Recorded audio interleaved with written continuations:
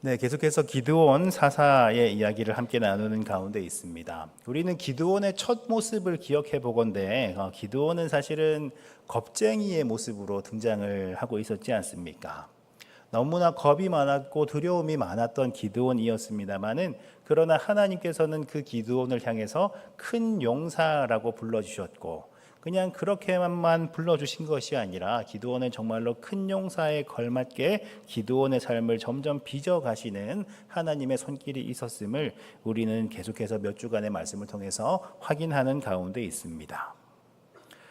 13만 명이 넘는 적의 큰 연합군을 상대해야 했는데 그런데 우리 편이 얼마나 되는가 하면 우리 편은 고작 3만 명이었고 또 이를 하나님께서는 계속해서 줄이고 또 줄여가셔서 3만 명이었던 우리 편을 300명의 용사로 줄여버리셨습니다. 이제는 300명의 용사를 가지고 적군을 상대해야 하는데 도무지 이길 방도가 없었고 이것은 이길 확률이 적은 것이 아니라 승리할 수 없는 환경 가운데 있었습니다. 그러나 하나님께서는 적군들 가운데에 두려움을 주셨고 그리고 사람의 방법으로는 설명할 수 없고 그리고 도무지 이해할 수 없는 방법을 가지고 승리를 주셨습니다. 기드온이 용맹해서 기드온이 싸움을 잘해서 기드온이 정말로 큰 용사라서 그가 승리하였다라고 그렇게 이야기할 수 없을 정도로 엄청난 수준으로 하나님께서는 승리를 주셨던 것이지요. 목사님께서도 금요 기도의 시간을 통해서 계속해서 말씀을 하고 계신데 전쟁은 우리의 무기나 우리의 능력에 달려있는 게 아니다라는 것입니다. 전쟁은 내가 잘나서 이기는 것이 아니라 내가 못나서 패배하는 것이 아니라 전쟁은 오직 하나님께 속한 것이다라는 그 말씀을 계속해서 기억하는데요. 정말로 하나님께서 기드온에게 승리를 주셨던 모습, 하나님께서 기드온을 통해서 승리하게 하시는 장면들을 우리는 지난주에 살펴본 바가 있었습니다. 그러면 말도 안 되는 큰 승리를 거두었으니까 이제는 우리들에게 좋은 일들만 일어나야 할 것 같은데 그런데 사실은 진짜 도전은 전쟁의 승리 이후에 시작이 되는 것을 우리는 발견을 해볼 수가 있습니다. 아직까지도 승리의 감격이 채 가시지도 않았는데 그런데 오늘 우리가 읽었던 8장의 1절 말씀을 보면 에브라임 사람들이 찾아오는 장면으로 시작을 하고 있지요. 우리는 흔히 생각하기를 큰 승리 뒤에 사람들이 모여서 무엇을 할까 수고했다라고 서로의 노고를 치하하거나 하나님께 영광을 올려드리거나 그런 일이 있어야 그런 기록이 있어야 자연스러울 것 같은데 그런데 오늘 우리가 읽었던 8장 1절의 말씀을 보면 에브라임 사람들이 찾아와서는 불평을 일삼고 있습니다. 왜 불평을 하고 있는가 하면 미디안과 싸우러 갈 때에 왜 애초부터 우리를 부르지 않았느냐라는 것이지요. 왜 우리를 부르지 않고 우리를 이와 같이 푸대접하는가 하는 것을 그렇게 따져 물으면서 크게 다투기 시작하였다라고 성경은 기록하고 있습니다. 사실은 하나님의 은혜 가운데에 사람은 감히 생각할 수 없는 하나님께서 하셨던 그 많은 은혜 가운데에 오히려 그 다음 장면은 은혜로 이어지지 아니하고 분열로 일어나는 장면들을 우리는 성경 말씀 가운데에서 자주 찾아볼 수 있습니다. 예를 들면 어떤 구절들이 있겠습니까?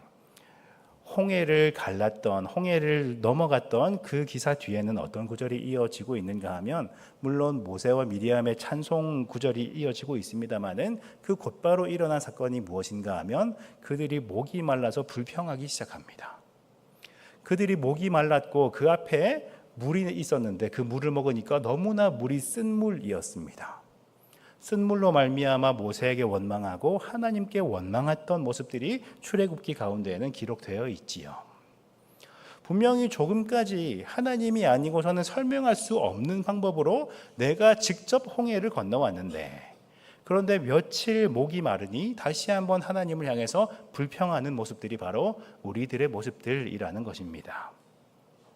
그리고 신약의 복음서를 보면 오병이어 사건이 기록되어 있지 않습니까? 오병이어 사건 어떻게 그것을 나누었을까? 우리는 감히 짐작할 수 없는 방법으로 주님께서는 모두의 배를 불러주셨던 그 많은 은혜의 장면 뒤에는 어떤 일이 있었는가 하면 그들이 다시 배를 타고 건너가는데 풍랑을 만나서 풍랑을 만난 그 마음 가운데 두려움이 가득 차서 그들이 떡을 떼던 일을 기억하지 못하고 불평하는 장면이 또한 뒤를 잇고 있습니다. 하나님의 은혜를 받았으면 그 은혜로 말미암아 나의 삶이 변하고 그리고 그 은혜가 나의 삶을 가득히 채워갈 것 같은 것, 그것이 가장 이상적인 모습인 것 같은데, 그런데 사실은 그 하나님의 은혜를 오랫동안 간직하지 못하고 그것이 순식간에 사라져 버리는 것만 같은 그런 일들이 책 속에뿐만 아니라 사실은 우리의 삶 가운데에도 자주 일어날 수 있다는 것이지요.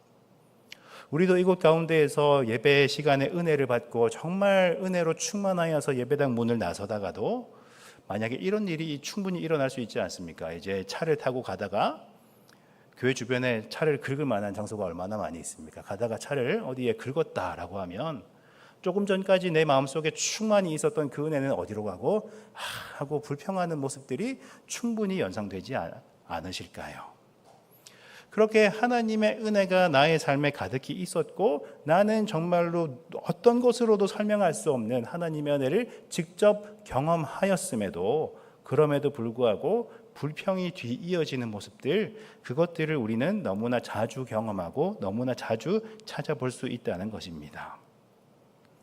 은혜를 경험하고 그리고 성공을 거둔 그 이후에 사실은 또한 오히려 공동체의 관계 가운데 균열이 일어나거나 아니면은 나의 성공으로 인한 그 자만으로 인하여서 나의 마음이 높아지는 경우들이 얼마나 많이 있는지 모른다는 것입니다. 그리고 그 승리의 영광을 누가 취할 것인가? 이 영광들을 하나님께 온전히 다 돌리지 아니하고 그 영광의 주인이 누구인가? 누가 이 영광 가운데 더 많은 것을 차지해야 하는가? 너무나 의미 없는 논쟁으로 말미암아 내부에서의 관계들이 깨어지는 경우가 실제로 있다는 것이지요. 조금 전까지 한창 이제 기세등등하고 큰 승리를 거두었던 기드온의 입장에서 같은 민족의 입에서 이러한 말들이 나오면은 사실은 단호하게 치리를 했을 법도 합니다.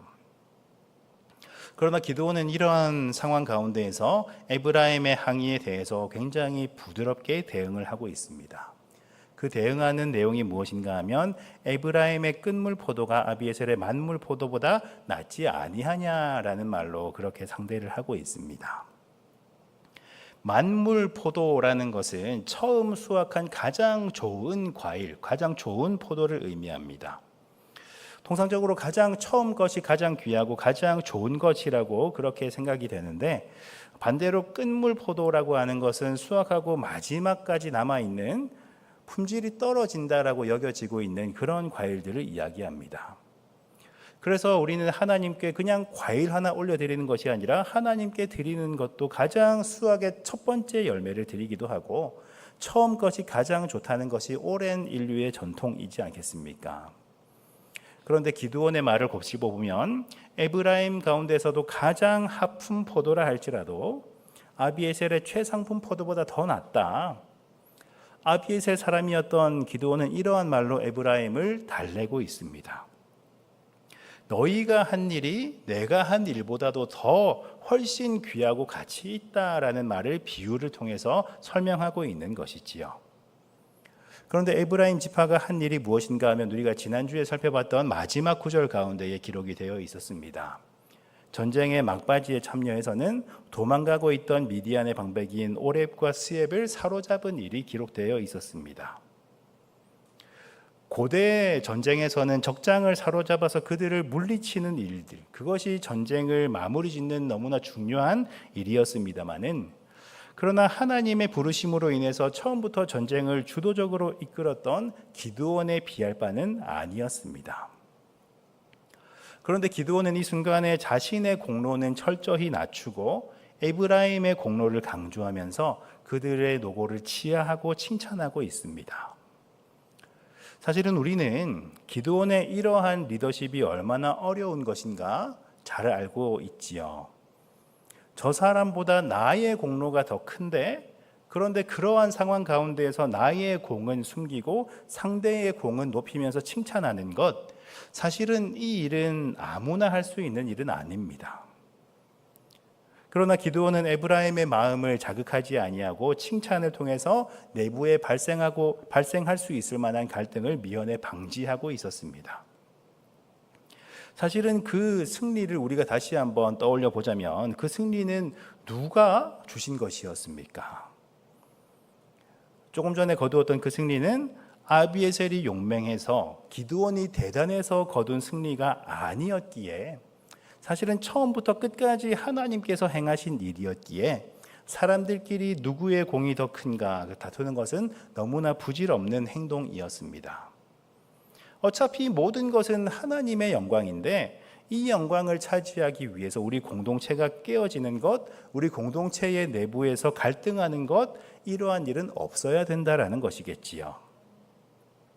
사실은 전쟁에서 거두는 큰 승리까지는 아니라 할지라도 우리는 지금까지 살아오면서 쌓아왔던 크고 작은 영광들, 그 모든 영광들은 사실은 오로지 하나님의 은혜로 말미암아 경험한 것이 아니었겠습니까?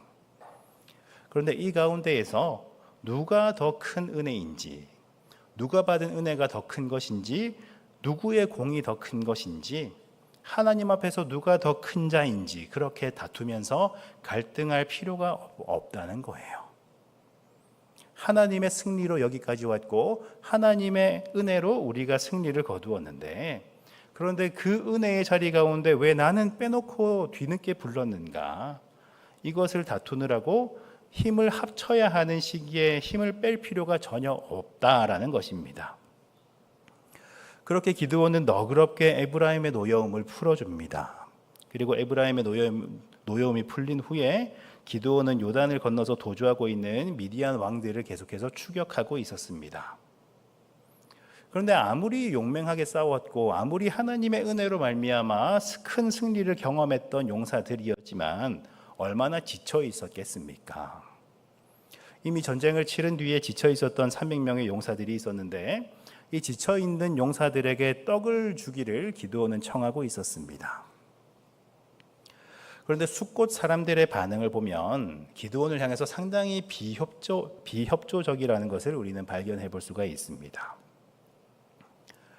아직 미디안의 왕들인 세바와 살문나가 기드온의 손에 없다라는 것이 그 이유였지요. 아직까지 기드온의 손아귀에 그들이 잡혀 있지 않았고, 그리고 앞으로도 기드온이 그들을 확실하게 붙잡으리라는 보장이 아직은 없는데, 내가 괜히 기드온의 용사들을 도와주었다가 나중에 내가 해를 당하게 되면 어떻게 될 것인가, 그것이 너무나 두려워지기 시작합니다. 그래서 기드온의 도움의 손길을 거절합니다. 분명히 하나님의 은혜로 말미암아 조금 전에 말도 안 되는 큰 승리를 거두었는데, 그럼에도 불구하고 아직까지 나는 하나님을 따르겠노라는, 하나님의 도구인 기드온을 도와주겠노라는 그러한 확신이 아직까지도 없다는 것입니다. 여전히 미디안은 강성한 세력인데 그들을 잡으려고 하는 기드온을 섣불리 도와주었다가 내가 무슨 해를 당할까, 그것이 너무나 두렵다는 거예요. 이 말을 들은 기드온은 분노합니다. 그러면 여호와께서 세바와 살문나를 내 손에 넘겨주신 후에 내가 들가시와 찔레로 너희의 살을 찢어버리리라 라고 선포합니다. 그리고 숫곳을 떠나서 브누엘로 갔습니다마는 브누엘에서도 브누엘 사람들의 반응을 보면 마찬가지로 굉장히 비협조적입니다. 왜 그런가 하면 같은 이유였지요. 기드온이 쫓고 있는 그 미디안의 왕들이 아직까지 기드온에게 확실히 붙잡히지 않았다라는 것이 그 이유였습니다. 그렇게 기드온은 브누엘 사람들을 향해서도 마찬가지로 경고합니다. 그 경고의 내용이 한층 더 살벌해지고 있었는데요. 무엇인가 하면 내가 평안히 돌아올 때에 이 망대를 헐리라 하니라 라고 경고하고 있었습니다. 여기에서 시선이 세바와 살문나를 통해서 옮겨가고 있습니다. 그들의 상황을 보니 13만 5천이라는 엄청난 연합군 가운데에서 12만 명은 죽었고 1만 5천 명 가량이 아직까지 남아 있었습니다. 너무나 많은 수가 줄어들었습니다만은 그래도 1만 명이 넘게 있는 적지 않은 세력이 남아 있었습니다.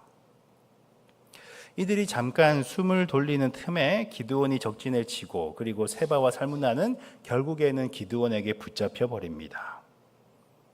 그리고 기드온의 그 다음 행동이 무엇이었는가 하면 기드온을 향해 도움의 손길을 거절했었던 숫곳과 분우엘에게 찾아가서 그들을 징벌하는 내용이 이어지고 있습니다. 분우엘의 망대를 헐어버리고 그 성읍에 있는 사람들을 다 죽여버렸다라고 또한 성경은 기록하고 있었지요. 우리는 여기에서 기드온의 변화의 모습을 한번 살펴볼 수가 있겠습니다. 처음에 에브라임을 향해서는 너무나 겸손하고 포용할 만한 그러한 리더십을 보여주었습니다마는, 그러나 기드온은 어느샌가 그 마음이 변한 듯합니다. 나를 돕지 않았다고 그렇게 적장들을 끌고 와서는 다시 한번 도움의 손길을 펼치지 않았던 자들에게 나아가서 그들에게 복수를 하는 것. 이 기드온의 분노는 그 근거가 어떤 것일까 우리는 계속해서 고민하게 됩니다. 기드온이 분노하고 있는 이유가 과연 하나님의 영광을 위한 것인가? 아니면은 나의 부탁이 무시당했던 것에 대한 복수심인가? 사실은 아직까지는 확인할 수 없으나, 그러나 너무나 너그러웠고 겸손하고 그렇게 인자해 보였던 기드온의 모습과는 확실히 거리가 느껴집니다. 그렇게 자신의 무력을 계속해서 과시하는 것처럼 분우엘의 망대를 다 헐어버리는 모습으로 오늘의 본문은 마무리가 되고 있습니다. 계속해서 우리가 떠올려 보건대 기드온의 승리의 비결이 무엇인가 하면 자신의 무력 때문이 아니었는데, 자신의 힘 때문이 아니었는데, 오로지 하나님의 영광 때문이었는데, 그런데 어느샌가 하나님의 영광과 자신의 승리 사이에 그 경계가 모호해지는 것만 같습니다. 우리는 이 모습을 통해서 그냥 기드온이 변했구나라고 남의 이야기를 읽듯이 우리는 이 본문을 읽어 나가는 것이 아니라, 우리는 이 모습을 통해서 우리들의 모습들, 나의 모습들을 한번 들여다볼 수 있기를 바랍니다. 이 이야기가 사실은 단순히 기드온만의 이야기일까요? 사랑하는 성도 여러분, 여러분들께서는 지금까지 살아왔던 많은 과정들 가운데에서 하나님의 은혜를 수없이 경험하면서 여기까지 오신 줄로 압니다. 물론 그 많은 과정 가운데 때로는 눈물 났었던 많은 이야기들도 있었을 거고, 그럼에도 불구하고 눈물 닦아주시며 여기까지 위로하시며 인도하셨던 하나님의 손길로 말미암아 우리가 지금 이곳 가운데 함께 예배를 드리고 있는 줄로 압니다. 그러나 하나님께 은혜 받았던 그 가운데에서 점점 하나님의 자리는 사라져가고 그곳 가운데 은혜를 받았던 나의 모습들이 더 드러나고 있는 그런 모습이 나의 삶 가운데 일어나고 있지는 않은가? 우리는 사실은 철저하게 우리들의 모습들을 들여다볼 수 있기를 바라고 소망합니다. 나는 철저히 주님의 도구였는데, 그런데 그러한 주님의 도구가 되어서 하나님의 영광을 드러내는 것이 아니라 그렇게 도구였던 나의 영광을 어느샌가 찾고 있었던 것은 아닌가. 처음에는 내 죄를 사해 주셨던 그 하나님의 은혜가 너무나 감격스러워서 몸둘 바를 몰랐었는데, 이제는 너무나 그 은혜를 자주 듣고 자주 표현하다 보니 그 은혜가 어느샌가 둔감하여서 하나님의 은혜를 받았던 내가 소외되는 것만 같고 내가 무시당하는 것만 같은 그 장면을 참지 못하는 그런 모습들이 우리들 마음 가운데 혹시나 있지는 않은가? 우리는 기드온의 모습을 바라보면서 정말로 철저하게 우리들의 모습들을 들여다볼 수 있어야만 하겠습니다. 우리는 오늘 읽어보지는 않았습니다만 그 뒤의 이야기를 사실은 알고 있습니다. 기드온은 처음에는 너무나 두려움이 많았던 겁쟁이였지만 사실은 그 이후에 기드온은 사실상 왕과 동일한 모습으로 살아가고 있다는 것을 우리는 확인해 볼 수가 있었습니다.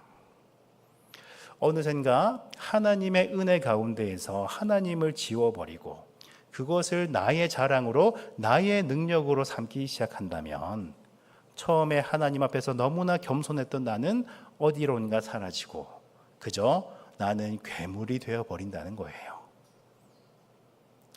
앞에서 말씀을 선포하는 저와 같은 목사도 마찬가지입니다.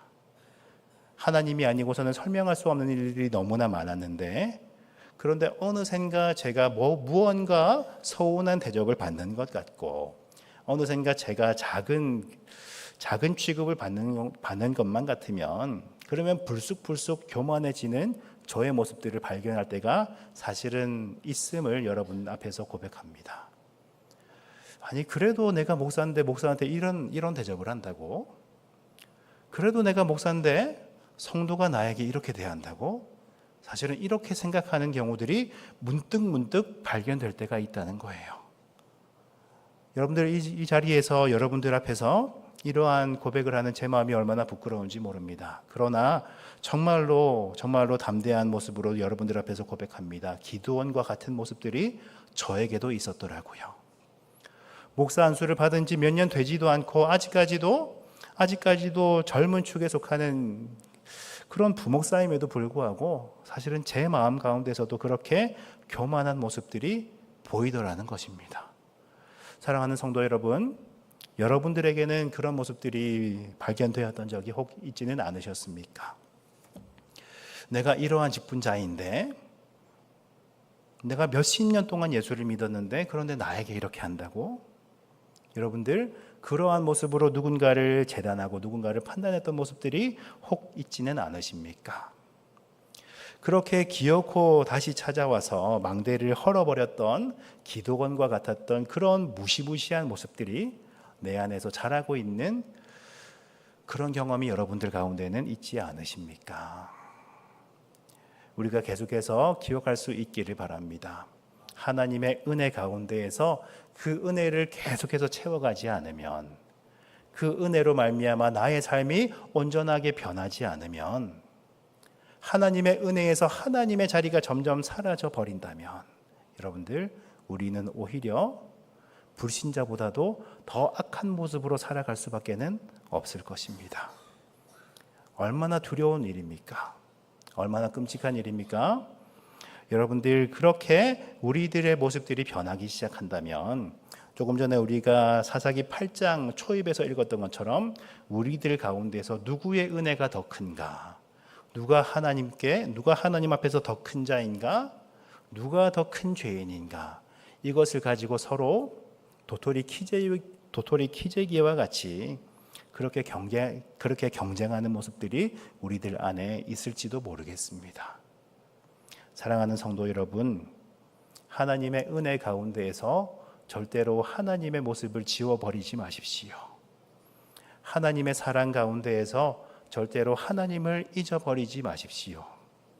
하나님의 도구가 되었던 우리들의 모습을 다 계속해서 기억하시며, 나를 사용하셨던, 나에게 은혜 주셨던, 나를 구원하셨던 그 하나님의 손길이 있었다는 것을 계속해서 기억하며 하나님을 두려워하는 마음으로 하나님 앞에 설 수 있는 우리 모두가 되어야만 하겠습니다. 그렇게 살아갈 수만 있다면, 모두가 정말로 하나님의 은혜로 말미암아 우리의 삶을 은혜로 바꾸어 가고 그렇게 채워갈 수만 있다면, 그렇다면 이곳 가운데 하나님의 나라가 선포가 되는 것이겠지요. 그렇게 하지 못한다면 우리들 가운데에 계속해서 균열이 일어날 수밖에 없을 것이고, 그렇게 된다면 우리는 하나님의 나라가 선포되어야 하는 이곳 가운데에서 오히려 그 반대와 같이 끔찍한 일을 경험하는 그런 아픔들이 우리들에게는 있을지도 모르겠습니다. 서로의 망대를 무너뜨려 버리려고 하고, 그리고 서로에게 여러 가지로 경고하며 협박하기도 하고, 그렇게 우리는 칼과 창보다도 더 날카로운 혀의 무기를 가지고 상대를 더 무너뜨리기도 하고, 그러한 아름답지 못한 일들이 우리들 가운데 있어서는 절대로 안 되는 것이겠지요. 이 부끄러운 자의 고백을 기억하시면서, 그리고 하나님 앞에서 점점 그 마음이 교만하게 변해갔었던 기드온의 모습을 우리가 기억하시면서, 절대로 남의 이야기가 아니라 책 속의 이야기가 아니라 이것이 나의 이야기가 될 수도 있음을, 절대로 그러하면 안 되겠지만 충분히 나에게도 일어날 수 있는 일임을 우리가 두려운 마음으로 늘 나의 모습들을 살펴볼 수 있는 은혜가 있기를 바라고 소망합니다. 하나님의 은혜 가운데 그 뒤에 정말로 더 큰 도전과 위기가 찾아온다는 것을 우리는 기억할 수 있기를 바랍니다. 그러나 이 위기를 잘 이겨내었을 때, 이러한 교만의 모습들을 우리가 잘 은혜롭게 잘 견뎌내었을 때, 그때에 더욱더 견고하게 우리들 가운데 세워지는 하나님의 나라가 반드시 있으리라 저는 확신합니다. 우리 가운데 더 겸손한 모습으로, 우리 가운데 더 낮은 모습으로 서로 사랑하며 서로 배려하며 서로 격려하는 아름다운 섬김들이 우리 개봉중앙교회 가운데, 그리고 우리가 속한 모든 공동체 가운데 계속해서 있기를 바라고 소망합니다. 기도하겠습니다.